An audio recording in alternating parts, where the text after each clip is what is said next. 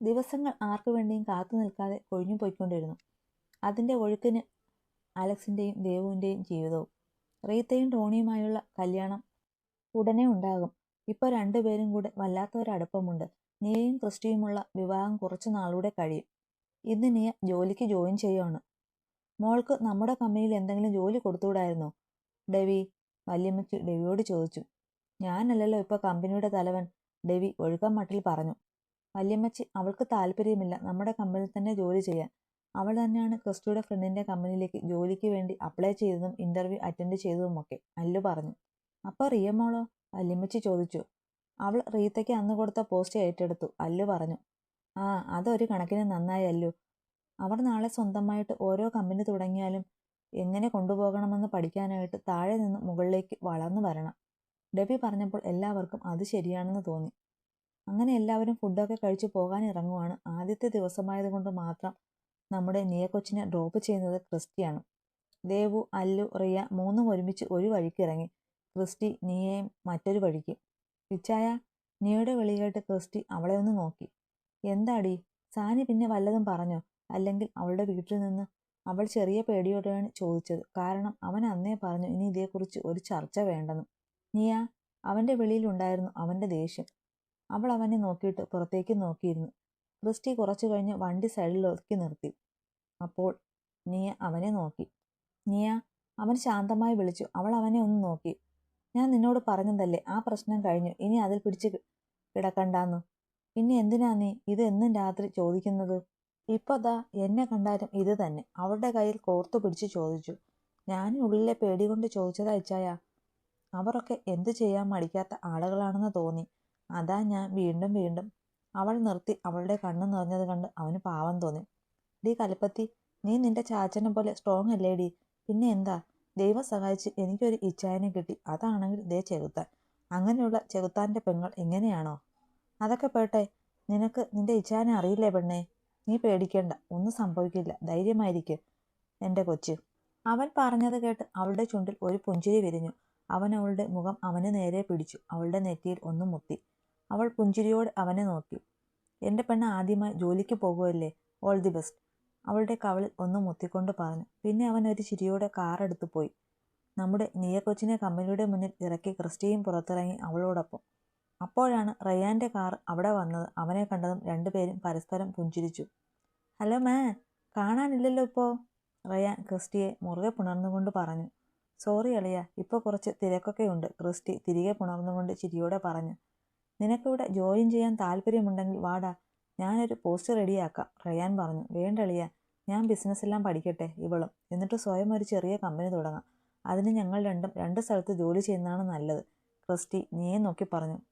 നിന്റെ ഇഷ്ടം, അങ്ങനെയെങ്കിൽ അങ്ങനെ. അല്ല നിയ, എന്താ മിണ്ടാതെ നിൽക്കുന്നത്? ഇവൻ പറഞ്ഞ പുലിക്കുട്ടി പൂച്ചയെപ്പോലെ നിൽക്കുന്നു, റയാൻ സൗഹൃദ ഭാഗത്തിൽ നിയയോട് ചോദിച്ചു. അവൾ മറുപടിയായി ഒന്ന് ചിരിച്ചു. ശരിയിടാ, ഞാൻ ഇറങ്ങുക, എനിക്ക് കമ്പനിയിലെത്താൻ ഇനിയും വൈകും. ഇനിയും നിന്ന ഇവളിവിടെ ഉണ്ടല്ലോ, ഇടയ്ക്ക് കാണാം. ശരി എന്നാ. അവൻ റയാനെ കെട്ടിപ്പിടിച്ച് യാത്ര പറഞ്ഞു. നിയയെ പോയി ചേർത്ത് പിടിച്ച് നെറ്റിയിലൊന്ന് മുത്തി. എന്നിട്ട് അവൻ പോയി. അതുവരെ ചിരിയോടെ നിന്ന റിയാൻ്റെ മുഖത്ത് ദേഷ്യം നിറഞ്ഞു. ക്രിസ്റ്റി നിയയെ ചേർത്ത് പിടിച്ചത് അവന് ഒട്ടും പിടിച്ചില്ല. പിന്നെ നിയയെ നോക്കി ചിരിച്ചുകൊണ്ട് ഓഫീസിലേക്ക് കയറി. പിറകെ അവളും. നിയ അവൻ്റെ PA പോസ്റ്റാണ് അവൻ കൊടുത്തത്. അതിന് കാരണം എപ്പോഴും അവൻ്റെ ഒപ്പം അവളുണ്ടെങ്കിൽ കൂടുതൽ അടുക്കാൻ കഴിയും എന്നൊരു പ്രതീക്ഷയായിരുന്നു. അങ്ങനെയെങ്കിൽ അവളിലേക്ക് കൂടുതൽ അടുക്കാം എന്നൊരു ചിന്തയായിരുന്നു. നിയെ എല്ലാവർക്കും നേരിട്ട് റയാൻ തന്നെ പരിചയപ്പെടുത്തി കൊടുത്തു. പിന്നെ അവൻ്റെ ഒപ്പം അവൻ്റെ ക്യാമ്പിലായിരുന്നു നിയയും. അതവർക്ക് അത്ര കംഫർട്ടായിരുന്നില്ല. എങ്കിലും അവളൊന്നും പറഞ്ഞില്ല. കാരണം അവൾ അവിടെ എല്ലാവരെയും പോലെ ഒരു സ്റ്റാഫ് മാത്രമാണ്. റിയയ്ക്ക് അവളുടെ ജോലികളൊക്കെ പറഞ്ഞു കൊടുത്തത് അല്ലുവാണ്. അവളെ ദേവുവിൻ്റെ അടുത്തുള്ള സീറ്റിൽ തന്നെ കൊണ്ടിരുത്തിയത്. അവൾ എല്ലാവരെയും പരിചയപ്പെട്ടു. അവളുടെ ജോലിയിലേക്ക് തിരിഞ്ഞപ്പോഴാണ് നമ്മുടെ ക്രിസ്റ്റിമോൻ ഓടിപ്പിടിച്ച് അവിടെ എത്തിയത്. അവൻ എല്ലാവർക്കും ഓരോ കിടിലൻ ചെടി നൽകിക്കൊണ്ട് വേഗം അല്ലുവിൻ്റെ അടുത്തേക്ക് പോയി. അവൻ്റെ പോക്ക് കണ്ട് ദേവും റിയയും പരസ്പരം നോക്കി ചിരിച്ചു. ഗുഡ് മോർണിംഗ് ഇച്ചായ. അല്ലു അവനെ സൂക്ഷിച്ചു നോക്കി. അവൻ അതിനൊന്ന് ഇളിച്ചു കാണിച്ചു. എനിക്ക് നിന്നോട് വേറൊരു കാര്യം ചോദിക്കാനുണ്ട്. അവൻ്റെ സ്വരത്തിലെ മാറ്റം മനസ്സിലായപ്പോൾ ക്രിസ്റ്റി ചെയർ വലിച്ചു അവൻ്റെ അടുത്തേക്ക് ഇട്ടിരുന്നു. എന്താ ഇച്ചായ? ക്രിസ്റ്റി ചോദിച്ചു. ഞാൻ അറിയാൻ പാടില്ലാത്ത എന്തെങ്കിലും പ്രശ്നം നിങ്ങൾക്കിടയിലുണ്ടോ? നീ രാത്രി ഫോണിൽ നിന്നോട് സംസാരിക്കുന്നത് ഇടയ്ക്ക് ഞാൻ യാദൃശ്ചികമായി കേട്ടു, അതാ. എന്തെങ്കിലും പ്രശ്നമുണ്ടോ ക്രിസ്റ്റി? ക്രിസ്റ്റി അല്ലുവിനെ ഒന്ന് നോക്കി. പറയണോ വേണ്ടയോ എന്ന് ഒരു നിമിഷം ആലോചിച്ചു. പിന്നെ പറയാൻ തന്നെ തീരുമാനിച്ചു. അല്ലു അറിഞ്ഞിരിക്കുന്നത് നല്ലതാണെന്ന് അവന് തോന്നി. ഇച്ചായ, ചെറിയൊരു പ്രശ്നമുണ്ട്. ഞാനത് പറഞ്ഞു ഒതുക്കിയതാണ്. പക്ഷേ നീയ്ക്കിപ്പോഴും ആ കാര്യത്തിൽ ഒരു പേടി. അതാ അവൾ ഇടയ്ക്കിടയ്ക്ക് ചോദിക്കുന്നത്, ക്രിസ്റ്റി പറഞ്ഞു. അല്ലു അവനെ ഒന്ന് നോക്കി. നീ ഇപ്പോഴും പ്രശ്നം പറഞ്ഞില്ല? അല്ലു ഗൗരവത്തിൽ ചോദിച്ചു. ക്രിസ്റ്റി പിന്നെ എല്ലാം പറഞ്ഞു. കോളേജ് മുതൽ എല്ലാ കാര്യങ്ങളും ഒന്നിട വിടാതെ പറഞ്ഞു. എല്ലാം കേട്ടു അല്ലു ഒന്നമർത്തി മോളി.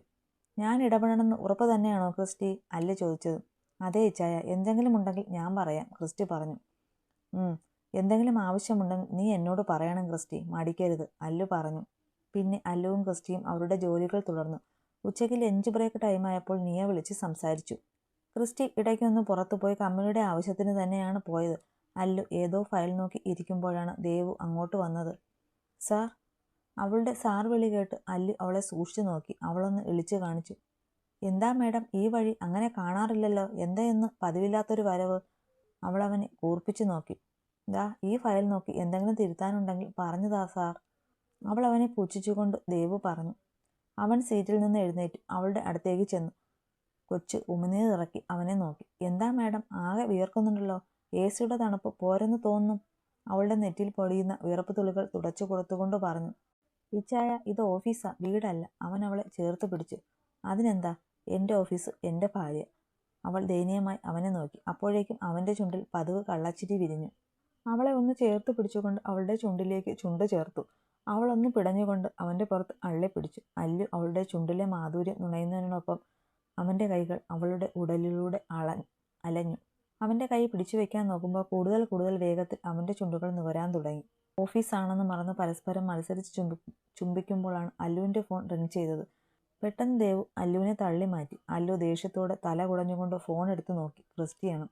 ഇവൻ എൻ്റെ കുടുംബജീവിതത്തിൽ പാറ്റയാണ്. അല്ലു ഫോൺ അവൾക്ക് നേരെ കാണിച്ചുകൊണ്ട് പല്ല് കടിച്ചുകൊണ്ട് പറഞ്ഞു. ദേവു ചിരിച്ചു. അതുകൂടെ കണ്ടപ്പോൾ ചെക്കൻ്റെ മുഖം ബലൂൺ പോലെ വേർത്തു. അവൻ അവളെ ഒന്നുകൂടെ ഒന്ന് നോക്കി കോൾ എടുത്തു. ഹലോ. അവൻ്റെ മുഖം മാറുന്നത് ദേവു ശ്രദ്ധിച്ചു. എവിടെ വെച്ചു? ഇപ്പോൾ ഏത് ഹോസ്പിറ്റലിലാണ്? അത്രമാത്രം പറഞ്ഞ് അല്ലു കോൾ കട്ടാക്കി. ദേവു ഞെട്ടലോടെ നോക്കി. ഞാനിപ്പോൾ വരാം, അത്രയും പറഞ്ഞ് ഫോൺ വെച്ചു. അല്ലു ദേവുവിനെ ഒന്ന് നോക്കിയിട്ട് വേഗം കാറിൻ്റെ കീ എടുത്ത് പുറത്തേക്ക് പോയി. എന്തോ പ്രശ്നമുണ്ടെന്ന് മാത്രം ദേവുവിന് മനസ്സിലായി. അലക്സ് നേരെ പോയത് ഹോസ്പിറ്റലിലേക്കായിരുന്നു. അവിടെ കയ്യിലും തലയിലും കെട്ടുമായി കിടക്കുന്ന എബിയെ കണ്ട് അവൻ്റെ കണ്ണ് കുറുകി. തൊട്ടടുത്ത് ഓറഞ്ച് കഴിച്ചുകൊണ്ടിരിക്കുന്ന ക്രിസ്റ്റിയെ കണ്ടപ്പോൾ അലക്സിന് ജീവൻ തിരിച്ചു കിട്ടി. ഡാ. അലക്സ് വന്നത് അറിയാതെ ഓറഞ്ച് കഴിക്കുന്ന ക്രിസ്റ്റിയെ നോക്കി അല്ലു വിളിച്ചു. ആ ഇച്ചായ. ഇച്ചായ വന്നോ? എപ്പോൾ വന്നു? ദാ ഓറഞ്ച് വേണോ? ക്രിസ്റ്റി ചെറുചിരിയോടെ ചോദിച്ചു. അലക്സ് അവനെ ദേഷ്യത്തിൽ നോക്കി. ദേ, ഒരെണ്ണം തന്നാലുണ്ടല്ലോ. നീ ഹോസ്പിറ്റലിലാണ്, വേഗം വരണം എന്ന് പറഞ്ഞപ്പോൾ എൻ്റെ നല്ല ജീവനങ്ങ് പോയി, എന്നിട്ട് ഓറഞ്ച് വേണമെന്ന്. അലക്സ് ദേഷ്യത്തിൽ പറഞ്ഞപ്പോൾ ക്രിസ്റ്റി ഇളിച്ചു കാണിച്ചു. ഓഹോ, അപ്പോൾ എനിക്ക് എന്തെങ്കിലും പറ്റിയാലും നിനക്ക് കുഴപ്പമൊന്നുമില്ലേടാ കോപ്പേ? എബി ചൂടായ അലക്സിനോട്. നീ ആരെ കെട്ടിക്കാനാടാ ആരോടും പറയാതെ ഇങ്ങോട്ട് കെട്ടിയെടുത്തത്? അല്ലു അലറിക്കൊണ്ട് ചോദിച്ചു. അതിനെ എബി ഒന്ന് ചിരിച്ചു. ഞാൻ നിങ്ങൾക്ക് ഒരു സർപ്രൈസ് തരാനായിട്ട്.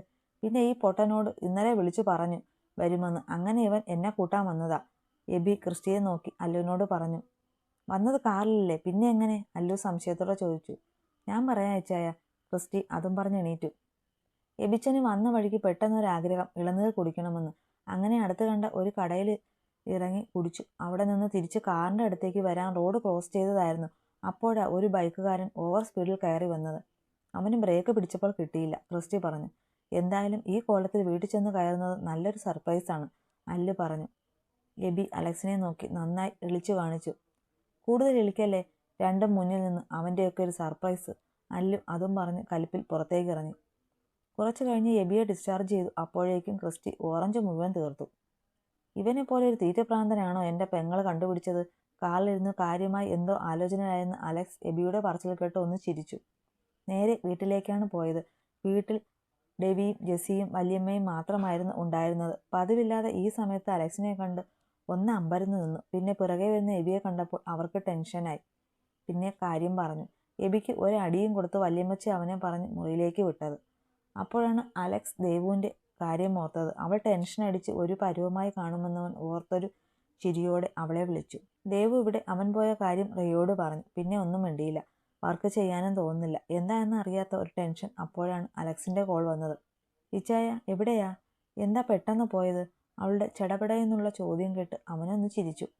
ദേവു, എന്നെ വിളിച്ചത് ക്രിസ്റ്റി ആയിരുന്നു. അവൻ ഹോസ്പിറ്റലിലാണ്. ഒരു ആക്സിഡൻ്റ് എന്ന് പറഞ്ഞു. അതാ പെട്ടെന്ന് നിന്നോടൊന്നും പറയാതെ വേഗത്തിൽ ഇറങ്ങിയത്. പക്ഷേ അവിടെ വന്നപ്പോൾ ക്രിസ്റ്റിയല്ല എബിയായിരുന്നു കെട്ടും കെട്ടി കിടന്നത്. അല്ലു ചെറുചിരിയോടെ പറഞ്ഞു. എബിച്ചനോ? ദേവ് ചോദിച്ചു. ആടി, എബി തന്നെ, അല്ലു പറഞ്ഞു. അതിന് എബിച്ചൻ ഇവിടെ ഇല്ലായിരുന്നല്ലോ. എന്നിട്ട് ഇപ്പോൾ എങ്ങനെയുണ്ട് എബിച്ചന്? നിങ്ങളിപ്പോൾ എവിടെയാ? ദേവ് ചോദിച്ചു. എബിയുടെ പേര് കേട്ടപ്പോൾ റിയ അവളെ ശ്രദ്ധിക്കാൻ തുടങ്ങി. അവൻ സർപ്രൈസ് തരാൻ വന്നതാ. നല്ല രീതിയിൽ തന്നെ സർപ്രൈസ് തന്നു. അവന് പേടിക്കാനൊന്നുമില്ല. ചെറിയ പരിക്കേ ഉള്ളൂടാ, അല്ലു പറഞ്ഞു. ഇച്ചായൻ ഇനി ഇങ്ങോട്ട് വരുന്നുണ്ടോ? ദേവ് ചോദിച്ചു. ഇല്ലടാ, ഞാനും ക്രിസ്റ്റിയും കൂടെ വേറെ 1-2 ആവശ്യമായി പുറത്തു പോകും. താനും റിയയും ഉണ്ടല്ലോ, ഡ്രൈവർ വരും വിളിക്കാൻ, അല്ലു പറഞ്ഞു. ശരി ഇച്ചായ. അവൻ്റെ ശബ്ദം കേട്ട് കഴിഞ്ഞപ്പോൾ ദേവുവിന് ഒരു സമാധാനം തോന്നി. എന്താ ചേച്ചി, എബിച്ചന് പറ്റിയേ? റിയ ചോദിച്ചു. ഒന്നും പറയണ്ട. സർപ്രൈസ് തരാനായിട്ട് ആരോടും പറയാതെ വന്നതാ. വന്ന വഴിക്ക് ഒരു ആക്സിഡൻറ്റ്, ദേവ് പറഞ്ഞു. റിയ ഞെട്ടി. എന്നിട്ട് എബിച്ചൻ എന്തെങ്കിലും? അവളുടെ കണ്ണൊക്കെ നിറഞ്ഞ് ശബ്ദം ഇടറിപ്പോയിരുന്നു. അപ്പോഴേക്കും ദേവ് ഒന്ന് ഞെട്ടി. പെട്ടെന്ന് അവളുടെ ഭാവമാറ്റം. എബിച്ചന് പേടിക്കാനായി ഒന്നുമില്ല, ചെറിയ പരിക്കുകളേ ഉള്ളൂ. ഹോസ്പിറ്റലിൽ നിന്ന് വീട്ടിലേക്ക് കൊണ്ടുവന്നു, ദേവ് പറഞ്ഞു. റിയയ്ക്ക് അവൻ്റെ ശബ്ദം കേൾക്കാൻ തോന്നി. പക്ഷേ ഇപ്പോൾ വിളിച്ചാൽ ദേവ് സംശയിക്കുമെന്ന് അവൾക്ക് അറിയാമായിരുന്നു. പക്ഷേ ദേവുവിൻ്റെ മനസ്സിൽ അവളുടെ ഭാവമാറ്റത്തിൽ നിന്ന് തന്നെ സംശയം വീണിരുന്നു. വൈകുന്നേരം ചായ കുടിക്കാനായി ദേവ് പോയപ്പോഴാണ് റിയയ്ക്ക് ഒരു അവസരം കിട്ടിയത്, എബിയെ വിളിക്കാൻ. അപ്പോൾ തന്നെ ഫോണും എടുത്ത് റിയ വാഷ്റൂമിലേക്ക് പോയി. ഇവിടെ ക്രിസ്റ്റിയും അലക്സും കൂടി പുറത്തു പോയി വന്ന് എബിയുടെ അടുത്തിരിപ്പുണ്ട്. അലക്സ് ലാപ്പിൽ എന്തോ നോക്കുന്നു. ക്രിസ്റ്റി ഫോണിൽ നോക്കുന്നുണ്ട്. അപ്പോഴാണ് റിയയുടെ കാൾ എബിയുടെ ഫോണിലേക്ക് വന്നത്. പെട്ടെന്ന് ഫോൺ റിങ് ചെയ്തപ്പോൾ ക്രിസ്റ്റിയും അലക്സും എബിയെ നോക്കി. മുഖത്ത് പൂനില ഉദിച്ച പോലെ നിറഞ്ഞ ചിരിയാണ് എബിയുടെ മുഖത്ത്. രണ്ടും എബിയെ സംശയത്തിൽ നോക്കി. അപ്പോഴേക്കും അവൻ അവരെ ശ്രദ്ധിക്കാതെ കോൾ എടുത്ത് സംസാരിക്കാൻ തുടങ്ങി. ഹലോ, എബി ചിരിയോടെ കോൾ എടുത്തു. എബിച്ച, എന്താ പറ്റിയേ? എങ്ങനെയുണ്ട് ഇപ്പോൾ? റിയ കരഞ്ഞുകൊണ്ടാണ് ചോദിച്ചത്. എൻ്റെ കുഞ്ഞെ, ചെറുതായി ഒന്ന് വീണു. കയ്യിലും തലയിലും ചെറിയ പരിക്ക്. വേറെ കുഴപ്പമൊന്നുമില്ല, എബി പറഞ്ഞു. ഉറപ്പാണോ? റിയ സംശയം തീരാതെ ചോദിച്ചു. അതേ കൊച്ചേ, വേറെ പേടിക്കാനൊന്നുമില്ല. നീ ടെൻഷനൊന്നും അടിക്കണ്ട, എബി അവളെ പറഞ്ഞു സമാധാനിപ്പിച്ചു. ശരി. ചാച്ചൻ അടുത്തുണ്ടോ? റിയ ചോദിച്ചു. അപ്പോഴാണ് എബിക്ക് ആ കാര്യം ഓർമ്മ വന്നത്. അവൻ മുന്നിലേക്ക് നോക്കിയപ്പോൾ രണ്ടും അവനെ സൂക്ഷിച്ചു നോക്കിയിരിപ്പുണ്ട്. ക്രിസ്റ്റി ആണെങ്കിൽ നീ തീർന്നടാ ഇന്ന് ആ എക്സ്പ്രഷൻ. അലക്സ് ആണെങ്കിൽ സ്ഥായി ഭാനം തന്നെ, ഗൗരവം. ഞാൻ നിന്നെ പിന്നെ വിളിക്കാം, നല്ല ക്ഷീണം, ഒന്ന് കിടക്കട്ടെ. എബി അതും പറഞ്ഞു പെട്ടെന്ന് ഫോൺ വെച്ചു. ചാച്ച അടുത്തുണ്ടല്ലേ? റിയ ചിരിയോടെ ചോദിച്ചു. അപ്പോൾ തന്നെ കോൾ കട്ട് ചെയ്തു. എബിച്ച, ഒന്നും മറക്കണ്ട. പേര്, വീട്, പരിചയം, എപ്പോൾ തുടങ്ങി, ഇത്രയും മാത്രം പറഞ്ഞാൽ മതി, ക്രിസ്റ്റി ചോദിച്ചു. അവൻ അലക്സിനെ നോക്കി. ക്രിസ്റ്റി, അലക്സ് ഗൗരവത്തെ വിളിച്ചു. എന്താ ഇച്ചായ? ക്രിസ്റ്റി ചോദിച്ചു. നീ വീട്ടിൽ പോകാൻ നോക്ക്. ഇന്നിനി ഓഫീസിൽ പോകണ്ട. അവിടെ വേറെ അത്യാവശ്യമൊന്നുമില്ലല്ലോ. പിന്നെ അവൻ്റെ കാര്യം അവന് പറയാൻ താല്പര്യമുള്ളപ്പോൾ പറയട്ടെ, നിർബന്ധിക്കണ്ട. ക്രിസ്റ്റിക്ക് മനസ്സിലായി എബി തങ്ങളോട് കാര്യങ്ങൾ മറച്ചു പിടിച്ചതിൻ്റെ ദേഷ്യമാണ് അല്ലുവിനെന്ന്. ക്രിസ്റ്റി പിന്നെ എബിയോടും അലക്സിനോടും യാത്ര പറഞ്ഞിറങ്ങി. അലക്സ് ലാപ്പ് എടുത്ത് പുറത്തിറങ്ങാൻ തുടങ്ങിയപ്പോഴാണ് എബി വിളിച്ചത്. അല്ലു, എബി വിളിച്ചു. നീ റെസ്റ്റ് എടുക്ക്, ക്ഷീണം കാണും, അലക്സ് ഗൗരവത്തിൽ പറഞ്ഞ് പുറത്തേക്കിറങ്ങി. നീ റയാൻ്റെ ക്യാബിൽ ഇരിക്കുമ്പോഴാണ് ഒരു പെൺകുട്ടി അകത്തേക്ക് കയറി വന്നത്. സാർ, റയാൻ ഏതോ ഫയൽ നോക്കി ഇരിക്കുമായിരുന്നു. എന്താ മീര? റയാൻ ഗൗരവത്തിൽ ചോദിച്ചു. സാറിനെ കാണാൻ ഒരാൾ താഴെ വന്ന് നിൽപ്പുണ്ട്. റയാൻ്റെ കണ്ണുകൾ ചുരുങ്ങി. പേരൊന്നും പറഞ്ഞില്ലേ? റയാൻ സംശയത്തോടെ ചോദിച്ചു. Alex David Palakkal. നീയ ആ പേര് കേട്ടതും പെട്ടെന്ന് അവനെ നോക്കി. ചാച്ചൻ, നീയ പറഞ്ഞു.